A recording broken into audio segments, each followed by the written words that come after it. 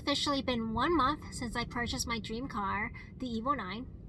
In this video, I'm going to be going over my opinions on the car and the maintenance I have done, and also what is going to be done, as well as things to look out for when purchasing a car that is over 20 years old. This is a car I've been wanting to buy since I was in high school. I've seen one at a car meet and fell in love with it ever since. So I waited until I found a cleaner copy. There was one on Cars and Bid. It had around 9,000 miles, I think. Single owner. It had 2 rebuilt motors because it was used as a track car. And I thought to myself, okay, this seems like it's doable. I was gonna track the one I own, and it was starting at a good price. Maybe I can bid $30,000. I was so excited. I told all my friends that I was gonna win this car, and then it ended at $75,000, which was very out of reach, and my hopes and dreams went out the window. I saved up. I looked at Evos for around $20,000. They had a lot of accidents, they had a lot of owners, and way over 100,000 miles. A friend of mine, he had an Apex Silver Evo 8 for around $27,000. It was very clean, over 100,000 miles, but I always wanted the Evo 9, especially in white. I still cannot find it after a few months, until one popped up all the way in the mountains of Pennsylvania. So I kept thinking about it. I kept messaging my friends. A lot of people close to me, they heard me talk about this car all the time. Like, I want an Evo 9. Should I drive out there? Should I drive out here to pick up another one? I just want one. I just want one. Every single week.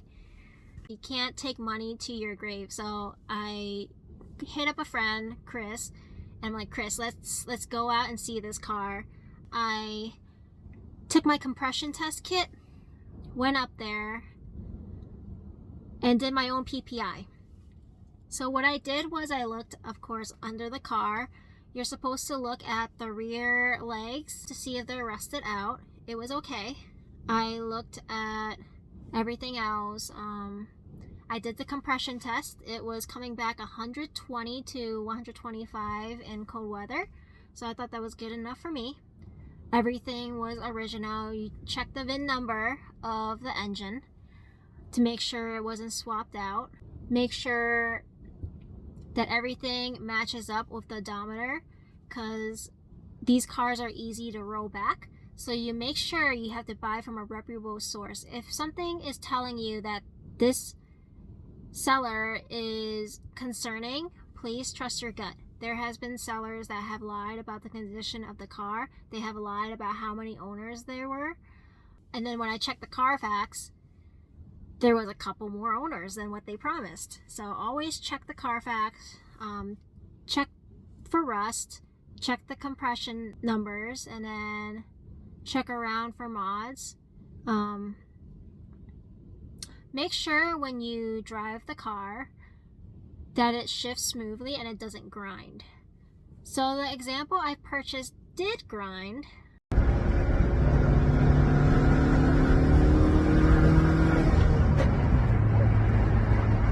is not good. I didn't really test drive it at the time. I knew I was going to get this car no matter what. If it had issues with the transmission, I was willing to have it rebuilt eventually. So grinding is something that you have to pay attention to, especially like 3rd, 4th, and 5th. And that means your synchros are probably going out.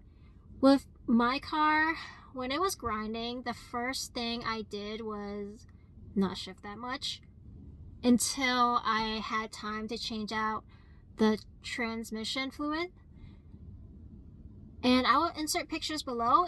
The magnet had so many metal shavings, it was ridiculous. This was all we had in the Evo. This poor car. probably over 5 years without a transmission fluid change. There was only 1 quart of sludge. It was replaced by Red Lion cocktail mix, MT90, 1 quart of that, 1 quart of MT, and then another quart of MT90, so 3 quarts total. I know this topic has been covered many times, years prior, but I like giving everyone a refresh, especially when not many videos are being made. Before we get any further, when I was talking to the owner, I asked him about the maintenance history, and he told me online there was none. Red flag to many people, I know. But to me, I'm like, this guy is honest. Green flag. A car with no maintenance history is bad in itself, but at least this guy is honest. And I want to buy from an honest person. So, I did my due diligence. I have a list of maintenance that I kept track of. This would be like the most maintained Evo out there. Let me show you my shirt real quick. Woo. Let me show you my shirt. This is from Dragon Eyes. I will link their website in the description below. This is so cozy and so pretty. I really like it. Of course, once I drove back the car 5 hours, I gave it a wash with iron remover. I sprayed the car. A lot of it turned purple. I sprayed like underneath the car, in the wheel well, on the chassis legs, and I let it sit for 3 minutes. You don't let it dry on the car, and I kept spraying to keep it moist, and then I just rinse it, and it was sparkling clean afterwards. The headlights were getting a little foggy with age. It was oxidizing, so what I did was got the Cherokee headlight restorer. You wipe the headlights with the oxidizing wipe, and then you wet sand it 2000 grit, then 3000 grit. Make sure you're doing like up and down, side to side motion. They recommend not to do circles, so I did like left to right, up and down. And once everything is smooth and cloudy due to all the scruffs, you take the ceramic coat and you just coat it, just one clean wipe. You can overlap it, but that's it. And my headlights look pretty good. That was a $20 job. Normally I change my transmission fluid on my cars every like 20,000 miles. I think it's best to change it early to get it cycled and cleaned out, especially because this car was full of sludge. I actually changed the oil as well, even though the owner said he changed it like end of last year. And an air filter, that's an easy change. When I took out the air filter, there was a lot of rocks and sticks. To take out the cabin air filter is really easy.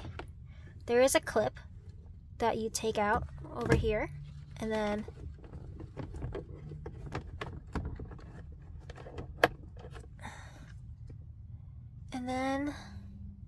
it is out. You just pull it up and down, and then you unscrew it and take it out. Very simple.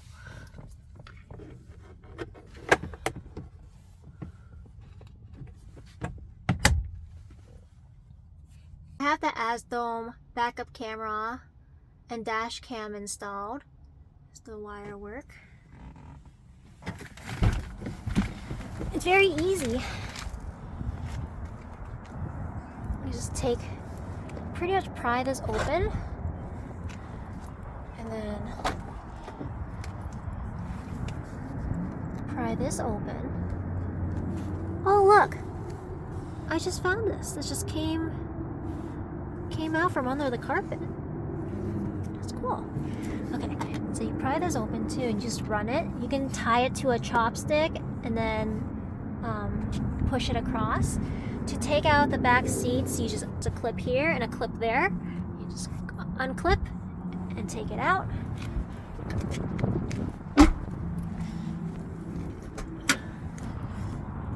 Taillight's very easy. Screw, and then you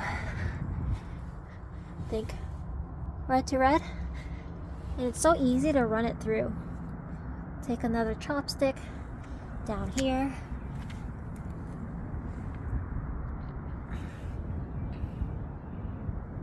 And then I had a $5 mount from Amazon. After you purchase your Evo, definitely get it checked with an Evo professional. I took my car to Schwab Performance in Frederick to get everything inspected. He did discover some few mods, which I can go over in this video. So the long block is stock. There are braided brake lines already installed. There's a white line roll sensor kit. Megan Racing resonator. Custom 3-inch catback with June BL on it, which I might switch out. The test pipe is leaking, so I'm looking for a new test pipe or a new exhaust system. Upgraded exhaust mount to rear subframe. Blocks front cross member mount. No name front downpipe. Upgrade turbo to intercooler piping. Upgraded upper intercooler piping. Samco sport intake.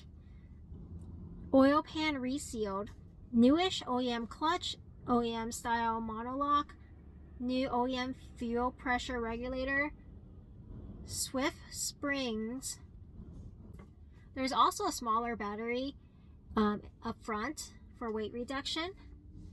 After I got a full inspection on the car, I quickly got Carlos to do my spark plugs. He did the fuel strainer, fuel injector cleaning, and the timing belt service. That was very important. Make sure those services are done. Parts are around $1,000, so prepare for that. I think the last time the owner changed the timing belt was 2016, so that's a long time. Definitely check for grinds. Make sure you're not buying from someone that is lying. If they're lying about something, imagine what else they're lying about. The first thing that anybody should do when you buy a used car is do all your fluids. You don't know what they put in before you or when they did it. Let's talk about the driving experience. When I was younger, I would always look up videos of the cars I like. And when I saw these cars in person, it was very intimidating. They were loud. They were fast. It was stick shift. So many different things that made driving these cars scary. But that did not faze me. I was scared that I was going to stall. I thought the clutch was going to be very heavy, but it surprisingly wasn't. With my BRZ, when you lift your foot off the clutch, there is a bite point, but with this car, I don't feel any bite point. It just eases its way in, and it goes. It does. You don't have to add too much gas. It just goes. It's very easy to drive.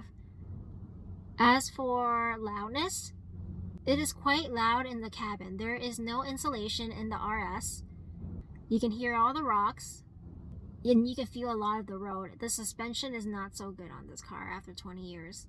When buying a car like this, I don't care about the sunroof. I don't care about leather. I don't care about the radio. I don't even care about the AC.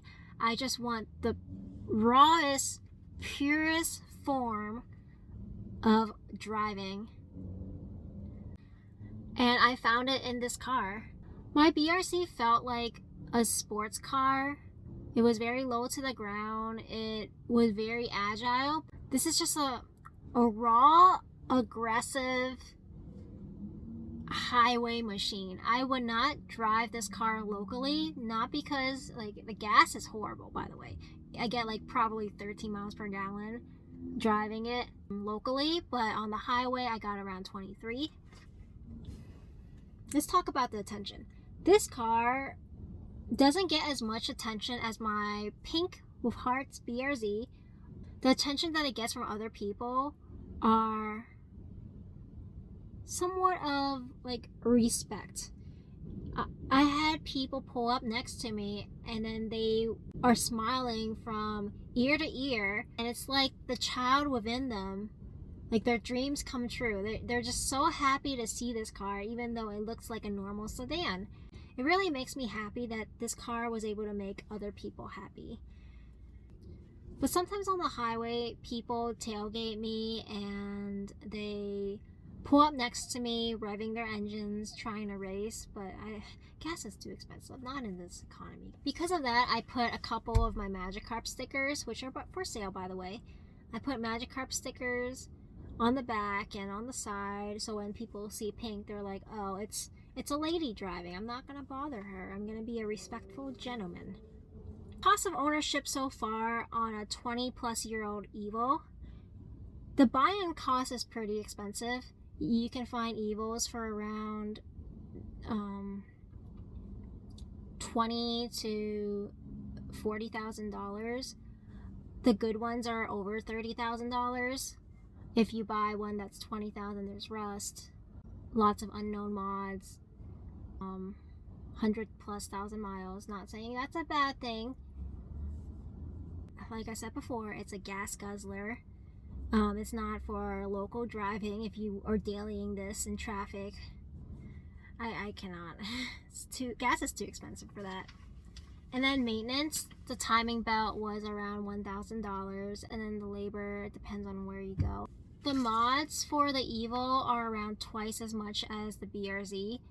The suspensions I was looking at, like Olin's Road and Track, that's around $2,600 before shipping and taxes. For the BRZ race comp, by the way, amazing. Coilovers, I paid below $2,000, but now they increased their price to over $2,000. Wheels are more expensive, more frequent oil changes. Everything is just more expensive except insurance. Insurance on my BRZ was around $130, but insurance on the Evo is $90. Yay! We get money for gas now. So I save money there. What I like about this car is just how simple it is. Even though with the BRZ, the oil changes was much easier because you can take the filter off on the top. But that's not too bad. I just love how simple this car is. There's no radio, no AC. I have the rolling windows. After I recover financially, there are some things I do want to do with the car. I want to change out my exhaust to something lighter. I was thinking RK titanium. Probably not the track one because it's going to be loud. But I'll get one that is a step next to it, so it's not as loud, but it's still lighter than my current one. I also want to change out the suspension. The ride is way too bumpy for me right now. I want to change out to Olin's Road and Track. I am debating if I should upgrade my big brake kit. I had Alcons on the BRZ, 6 pistons in the front, 4 in the back, and I loved it so much. My favorite mod ever. And I want that feeling again. But then they are heavier. Or I can get the gyro disc 2-piece rotors, which are around, I think, 13 pounds compared to 22 pounds in the front. I think the back is like 10 pounds. I was thinking about that and keeping the original Brembos and then getting Hawk pads or Brembo pads. That way this car can keep its lightweight. I want to get the original Yokohama tires on this car, as well as sanding and touching up the rock chips on the wheels myself. I will let you guys know. There will be a video on that because nobody seems to know what the color code is, so I made like an educated guess and hopefully I got it right. If not, it's better than the rock chips. But that will be a video in the future. It feels raw. It feels very raw in a way that modern cars don't anymore. You feel the road, you feel the rock, you hear everything. You hear the cars flying by you. The steering is very precise and it handles on rails without needing much. Just imagine if it got coilovers. Everything just feels very connected. I hope I covered everything. Let me know in the comments below what you think, and If you're looking to buy an Evo, feel free to ask questions and I'll try my best to answer it. There are affordable Evos still around. It's about what you want. Do you want something heavily modded or do you want something that's more clean? Stock Evos are more expensive. This one was not heavily modded. I don't even know if it has a tune. Although after all those mods, I think I should get a tune. So that'll probably be next. Get it to around 400 horsepower and I'll be happy.